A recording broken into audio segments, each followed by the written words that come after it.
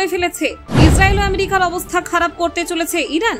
এবার এই দুই শক্তিধর দেশের বিরুদ্ধে কঠোর পদক্ষেপের হুঁশিয়ারি খামেইনির। ক্ষোভে ফুঁসছে তেহরান, আর ছেড়ে কথা বলবে না ইরান। যে যুদ্ধ শুরু করেছে আমেরিকা ও ইসরায়েল, সেই যুদ্ধের এবার শেষ দেখে ছাড়বে ইরান।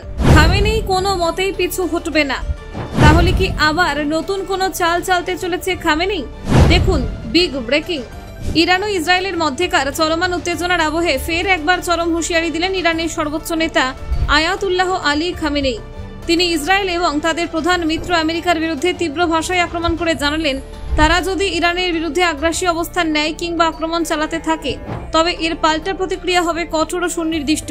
তার এই বক্তব্য শুধু মধ্যপ্রাচ্যের ভূরাজনৈতিক আবহ নয়, বরং বিশ্ব শান্তি এবং আন্তর্জাতিক কূটনীতির ওপরেও প্রভাব ফেলতে পারে বলে মনে করা হচ্ছে। সম্প্রতি একাধিক সূত্র থেকে জানা গেছে, ইসরায়েল গোপনে ইরানের সামরিক ও পরমাণু স্থাপনায় বিভিন্ন হামলা চালিয়েছে বলে তেহরান অভিযোগ করেছে। এমনকি মার্কিন যুক্তরাষ্ট্র ওই অভিযানে প্রত্যক্ষ বা পরোক্ষভাবে যুক্ত ছিল বলে মনে করছে ইরান। এই ঘটনার পরিপ্রেক্ষিতে আয়াতুল্লাহ খামেনি সরাসরি বলেন, জায়নিস্ট শত্রুরা বড় ভুল করেছে। এই ভুলের ফল তাদের ভুগতেই হবে। প্রতিশোধ হবে কঠোর, সুনির্দিষ্ট এবং সময় উপযোগী। খামেনি আরো বলেন, আমেরিকার সমর্থনপুষ্ট ইসরায়েল বারবার আমাদের ধৈর্যের পরীক্ষা নিচ্ছে, কিন্তু আমরা নিশ্চুপ থাকবো না। ইরানের প্রতিরক্ষা ক্ষমতা আজ যে পর্যায়ে পৌঁছেছে, তাতে আমাদের প্রতিক্রিয়া কেবল প্রতিহিংসা নয়, তা হবে কৌশলগত হিসেব কষা পদক্ষেপ। এই বক্তব্য দেওয়ার সময় ইরানের সর্বোচ্চ নেতা জায়নিস্ট শব্দটি ব্যবহার করে ইসরায়েলের বিরুদ্ধে তাদের দীর্ঘদিনের আক্রোশ এবং দৃষ্টিভঙ্গিকে পুনর্ব্যক্ত করেছেন।